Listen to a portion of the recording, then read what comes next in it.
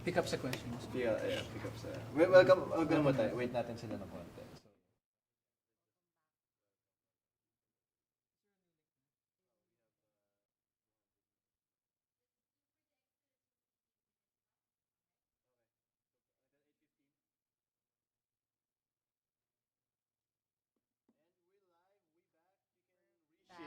The link down below. Thank you for those who waited. Yes, sir. Are we not on an unlisted thing? We're good. But you can reshare the link. I'm just gonna reshare this to my mama. To my mama. Mama.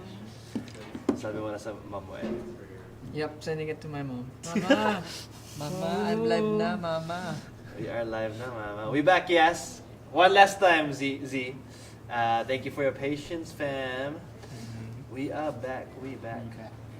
So wait for a few more people, and then we'll hop on about what Jonats said, because it's really, really good. You could share the link. We'll finish in 15. We're doing a bit of an extension because Jonats is enjoying the conversation. So until 12 tonight, you can stay. I'm sorry. That's okay, bro. That's cheap shoes. It's cheap shoes. Are you guys particular about that? If someone steps on your shoes? Before. Before, bro, when no. I'm a sneakerhead before. Ah, wow. Kasi okay. nagbabayan sila ako ng mga Yeezys, mga rare. Thank you, bro. Ay, sorry. Before. Talaga ganun ka pala. Bro, yung red, yung pinaka-expensive. Wow. yung pinaka-expensive na acquire ko. Pero binenta ko rin naman siya. Is yung Red Octobers ni Kanye West. Yung Nike pa. Bumili ka nun? Nakuha ko siya Si at Danin kabisado niya low lahat price. Tapos nabenta ko siya ng times 3. Ganun. Parang, if I bought the... I would... It's not really a good sneaker. Pero mahal. Mahal. How much is that? Choosy ka pa. So, SRP niya, 100. Pero resale value niya mga 500 to 600. Those... 100K? Yeah. Limited kasi Okay. siya and si Kanye West yun. I mean, And then how much you got it? 100? Medyo mahal din. 100. Red. Yung SRP niya ata, hindi ko alam. Yeah. Ano is it? Dang! Said retailer price. Wait, you said you sold it 3 times. So, nabenta mo na 300? Oh, chinap-chop niya yun. Tapos ginamit ko for a week. Pero Someone takot would ako really buy maglakad. that? Yeah, people Did you put tape on the bottom of the... Yeah. Oh, yun ang Tape trick and eh. plastic. Oo. And then when you, kasi nagko-commute lang ako before eh. Yeah. So, naka-plastic yun sa commute. Tapos pagdating ko sa mall or sa place na pumuntahan ko, alisin ko. Tapos ingat na ingat ka. Wala rin sense. Nagsapatos ka pa. 100K to. Hindi ka ba nakabili ng ganun, ah? May Red Doc Martens din ako dati. Wow. Kay McDonald's. That's common to our ano eh. Grabe, hindi ako bibili ng ganong shoes. Pinakamahal ko na yung 10K. Uy, mahal yun for us. Mahal na yun for shoes, ah. Yun na yung pinakamahal ko, pero Pero 100? that's for me, 10K mga Hindi slippers. kasi nagbabayan sal kasi ako. Wow, mga socks ko. Sa'yo. Grabe yung 100. But once again, welcome everyone. We're Thanks back. for coming back. Thank you for your patience as well. You can share the link, and we'll just wait for a few more people. We'll start 8:05. We'll pick up from what Jonats was sharing, which was a great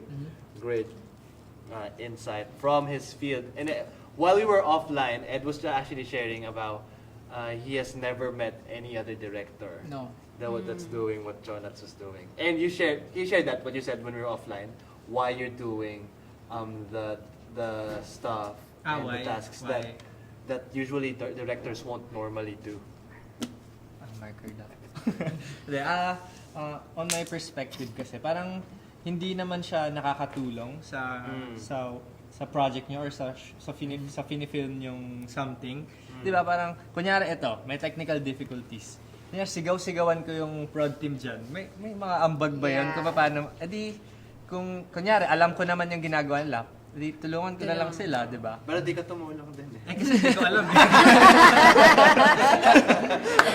Wala kang inang bag eh. Short answer. Kasi hindi ko alam. Pero share what you shared kanina na because you were raised up in a church Yeah. context. I love So, that. for context, nag-start kasi ako with church, with creatives. Parang someone named Jason Max. Wow. Wow. They invited Regional leader ko yun. Regional leader na network. invited me to volunteer sa graphics team. Then parang yung first pass ko parang pinost agad. So parang wow, ganyan. Pero sinamahan ako ni Max sa process na tinuturuan. First time ko natutunan yung about sa rules sa fonts, ganito, ganyan. So parang with that culture, kung saan ako lumaki, parang ang saya kasi hindi ka magsasabi, okay, for me as a director, alam ko yung buong process from pre-prod to post-prod kasi dinaanan ko siya. Naging assistant niya ako before. Yan, from the lowest rank to the, let's say, highest director, nagawa ko siya kahit editing, ganyan. So parang gusto ko i-establish yung culture na, well, syempre iba pa rin naman. Na, for example, may papagawa ko kay Jing na, Jing, gawin mo nga to na shot, pero hindi ko alam or parang wala akong experience kung paano siya gawin. Hindi ko pwedeng sabihin na madali lang yun gawin, di ba? So parang gusto ko sila samahan sa buong process. Also, making them feel na basically hindi ko lang sila inutusan basta. Alam ko yung sinasabi You can speak ko. with authority on what they have to. For example, can you use this color kasi ganito, ganyan. Parang hindi siya, gawin mo to, no questions asked. Gawin mo lang kasi sabi ko, director ako. Hindi, ayoko yung, sobrang ayoko, pet peeve ko siya. Na parang doing things without the whys. That is so. Wait, I just have to highlight that because it's so counterculture.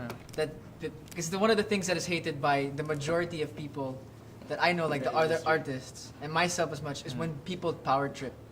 It's the most frustrating, toxic thing in any job. If you're telling people to do things as like a dictator, not a collaborator, Without the why, it is the most like annoying. I don't care how good you look on cam, how smart, how wise. If you do that, you're the most unattractive person ever. There's this one experience. Nagkaroon kami ng sagutan nung DOP ko.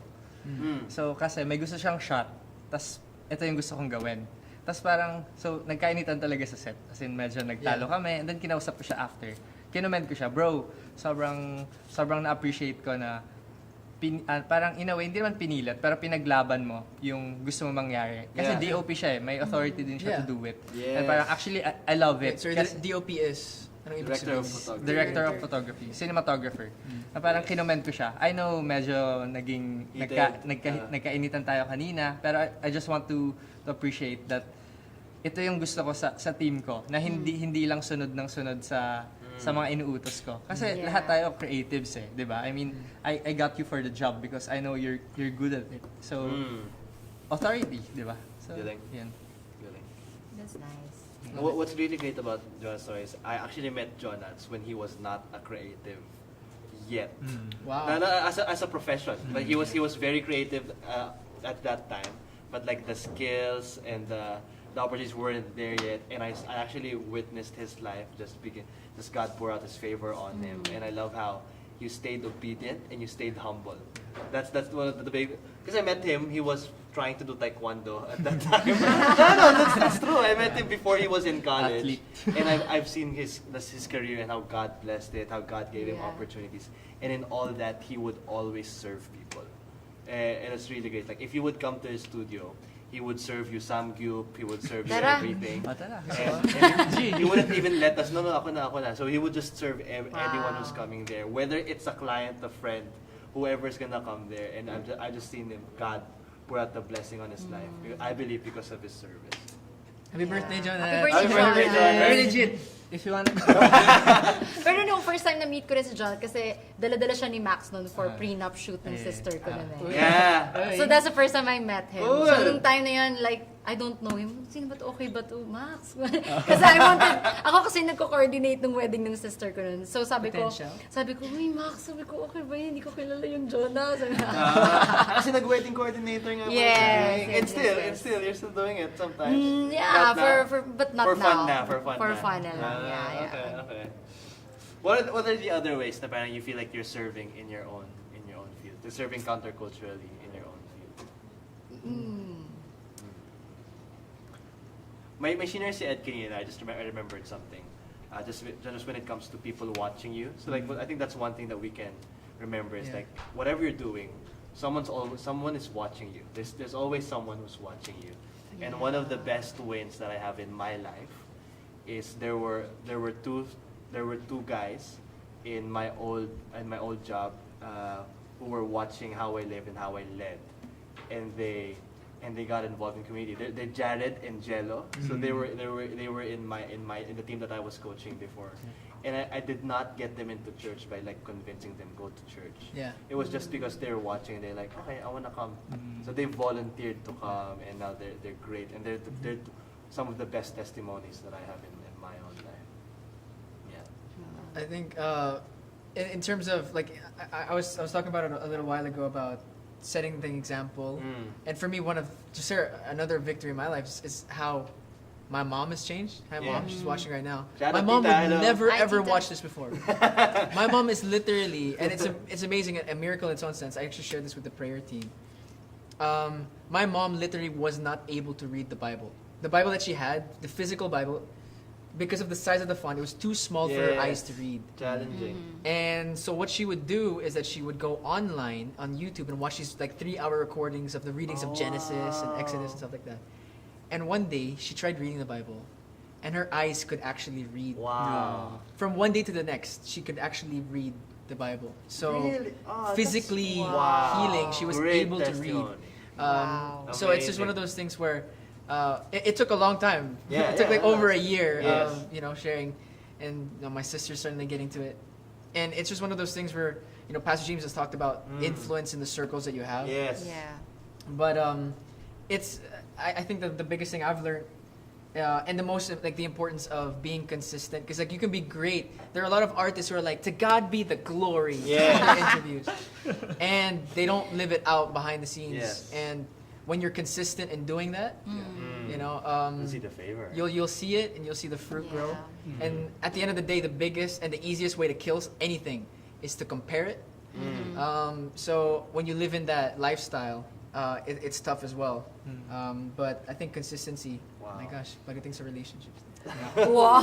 Oh, good to Oh, good pay. Hey, that's a great testimony that I wish I heard sooner. Can you share that on FMS, our Facebook group? That's a great Yeah. testimony that will Sure. encourage Yeah. people. Yeah. That's amazing. But That's great. It's the same principle like we were talking about Jonats and Jing, like how you were faithful with a little, and God's gonna meet your faithfulness with His favor. Yeah. Yeah. That's right. That's really cool. There was a question in the chat. Tips on changing careers. I think that's a Wow. good question. Tips on Popcorn. changing. Tips on I changed changing. it. I changed my college course, my program 3 times. That's it. I have no tips. I just shifted 3 times. How about you, Jing? For me, I shifted like 3 times, I guess. So, cause before I really don't know what to do. Like taking up a course, I don't know. My dad just really told me, "Oh, why don't you just take up the hotel and restaurant management?" Ganyan. So okay, so okay, sige, let's go, let's do this.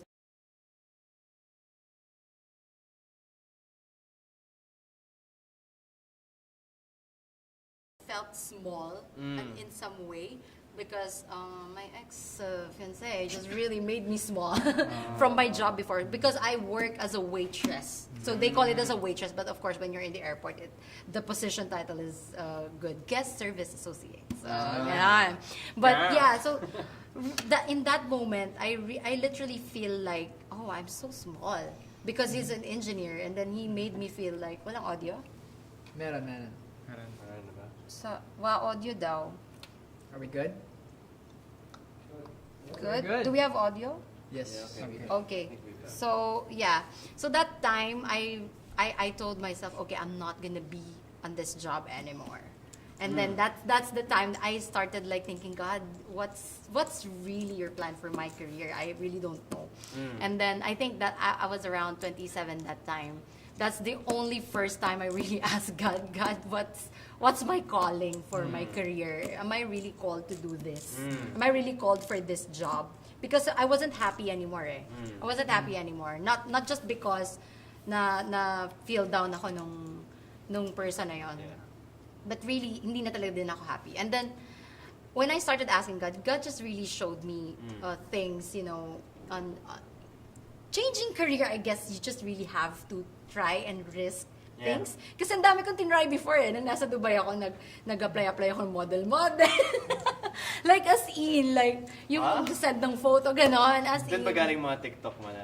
Hindi naman. Pero dub smash pa before. Dub smash. Fine. Dub smash. But like, kung ano ng mga tinatry ko, ganyan. But for me, I think you just take a risk and just don't be afraid to try new things in your life. Kasi Good. just really be confident. You know what? As a real estate agent now, I'm so confident. I'm so thankful for my previous job. Yes. When I was working in the airport, because it got me so confident to talk to whoever. Iharap mo sa akin kahit sino yan. Wow. Like I can talk As confidently. Yeah, literally. I'm not No, even joking. Jing's actually very confident. So Yeah. I served with Jing for the longest time in VIP VIP. team, and she's brilliant with new people. Yeah. Like just a monster there. So for me, it's like, nung na-realize, before nung bata-bata ako, artista, may ganyan. Pero I realized, oh, they're just a person. I met David Beckham, Queen Elizabeth. Like those people na parang pag na oh wow, ganyan. Yeah. But for me, Ginaganap I mo go, lang yun, no?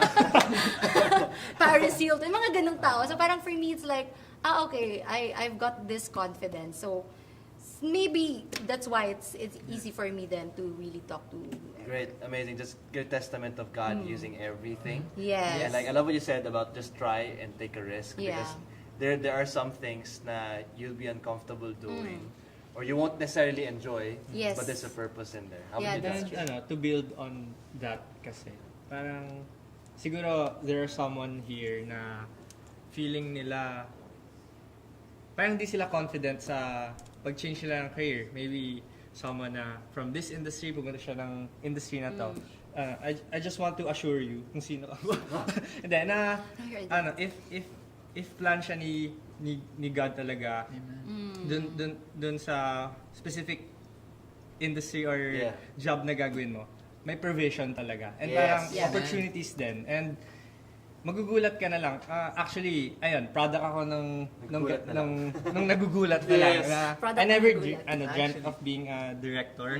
Kasi gusto ko lang talaga pumunta sa Okay. set. Tapos Yes. parang lahat ng paggawa niya sa akin, Gagawin paggawa niya. niya sa akin. Yeah. Ganon. And parang, yun, may provision, di ba? Parang there's, may mga artists na, do you direct?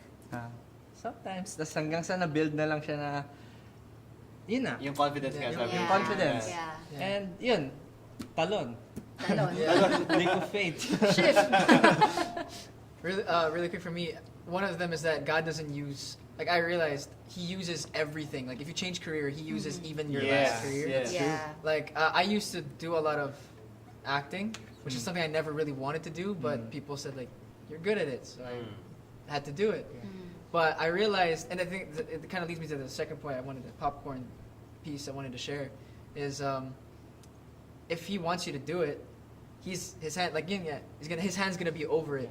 So I transitioned into hosting, and I didn't realize that things that I've been learning since I was a kid actually came into, and things that I was even insecure about Wow. before actually suddenly aligned. Yes. I've had a lot of friends call me like, "Oh, you're so sensitive." I've had a lot of like my mom said, "Edward, ang lambot mo," like all those things. But I realized, okay, I'm sensitive, but it's helped me to understand the Yeah. feelings of other people that I'm into, Yes. That's true. and That's help true. to share their story. So Amazing. things that I used to be super insecure about, God will always use that Cool. into the next path that you're in. Really cool. And siguro practical tips. Kasi for sure, just be available. Good. Yeah. Good Kasi word. meron akong friend na naging available lang siya for this season. Yes. And grabe, minsan feeling ko mas magaling na siya sa akin eh. Tapos parang si Jeb. Si Jeb. Shout Shout out out kay to Jeb. kay Jeb. Name Grabe. drop. Grabe. Available lang talaga siya. Jeb, pwede ka ba now need ko ng help sa shoot? Game. Game lang siya ng game. And parang with that availability kasi, it equips you and parang Yeah. brings you to places na Yes. yun. So, yun, maging available ka lang. Really good. Kasi Yeah. more than skills, more than anything, It's also very available. availability yung pinakamahirap kunin. Kahit pa Yeah. sabihin kong I wanna learn, Yes. I wanna learn, pero hindi ako magiging available to learn, wala rin siya, di ba? Yeah. Availability is your best ability daw. Ang galing. Well, really good. Loved what all of you just shared. I think God's gonna use everything. Yeah. And in my own study, what I found is, I actually disagree with teachings that say there's one specific thing that you're called to do. I actually highly disagree with that. Yeah. Because I believe wherever you are, and whatever you do, where you can know God more and Yeah. serve other people, God can use that. Yeah, It doesn't that's matter true. what. So I like the availability because there's an openness there. Because sometimes nakaka-box yung calling. This what you're called. There's truth in like there are strengths, Yeah. there are gifts that you have, but I believe God's gonna pour out His favor whenever you are available to know Him and to serve other people. And the thing with calling kasi, hindi siya parang one big, parang Yes. supernatural. Kailangan Or hindi siya one big bullseye na ito Oo, lang yung hindi. Parang multiple kasi siya.